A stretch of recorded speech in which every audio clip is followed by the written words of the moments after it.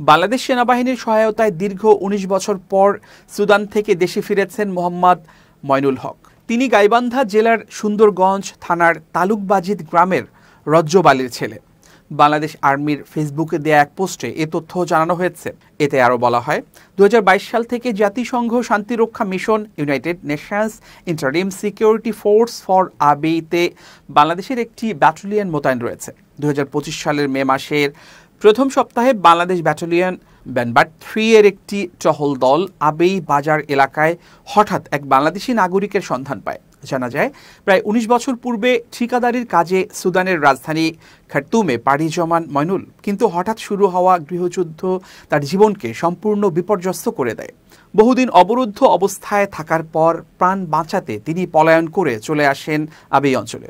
দুর্ভাগ্যক্রমে এ সময় তিনি হারান পাসপোর্ট সহ সমস্ত বৈধ নথিপত্র, যার ফলে দেশে ফেরা তার জন্য প্রায় অসম্ভব হয়ে পড়ে।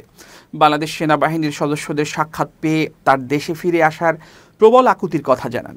এর প্রেক্ষিতে আবেইতে অবস্থানরত সেনাবাহিনীর সদস্যবৃন্দ বাংলাদেশে তার পরিবারের সাথে যোগাযোগ করে বিষয়টি নিশ্চিত করেন এবং তার দেশে ফেরার আবেদন সেনা সদরে প্রেরণ করেন।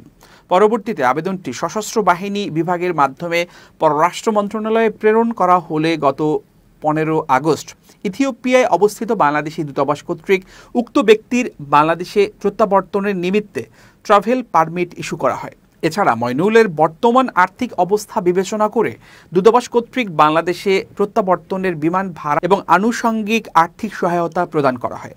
এরপর গত ২৯ অক্টোবর সেনাবাহিনীর সার্বিক তত্ত্বাবধানে আবেই হতে বিমানযোগে জুবা সাউথ সুদানে আগমন করেন।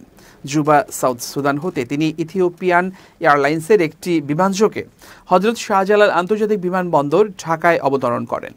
যুদ্ধবিধ্বস্ত এলাকায় আটকে পড়া একজন বাংলাদেশি নাগরিকের দেশে প্রত্যাবর্তনের মতো মানবিক কার্যক্রমে সম্পৃক্ত হতে পেরে বাংলাদেশ সেনাবাহিনীর সদস্যগণ আনন্দিত ও গর্বিত। যে কোনো প্রয়োজনে দেশের মানুষের পাশে থাকার জন্য বাংলাদেশ সেনাবাহিনী প্রতিশ্রুতিবদ্ধ।